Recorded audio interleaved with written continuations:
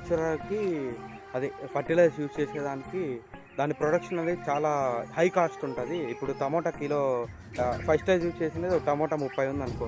న్యాచురల్‌గా పండించినది ఎక్కువ ఉంటది అంటుంటారు కదా! దానికేం చెప్తారు? నిజమే కదా, ఆ! క్వాలిటీ ఫుడ్ కదా ఇది. ఆ! యాక్చువల్గా ఇది మామూలుగా ఇప్పుడు అమ్మేవాళ్ళు అంత మంచి ఫుడ్ అని అమ్ముకుంటున్నారు డబ్బుల కోసం. హ్మ్. మనం అట్లా కాకుండా మంచి ఫుడ్ అయినా కూడా ఒక రీజన్గా మనం, ఎందుకంటే అందరు రైతులు దగ్గర బాగుండాలి కదా రైతులు. అవును. ఇప్పుడు ఏదో అక్కడక్కడ లేదు కాబట్టి ఆ క్వాలిటీ ఫుడ్ అమ్ముతున్నారు. ఇప్పుడు మనకు క్లాత్ ఉంటుంది, క్లాత్లో కూడా ఎంత రేటుని బట్టి ఉంది కదా క్లాత్. మరి ఫుడ్ కూడా క్వాలిటీ ఉన్నప్పుడు రేటు పెట్టాలి కదా.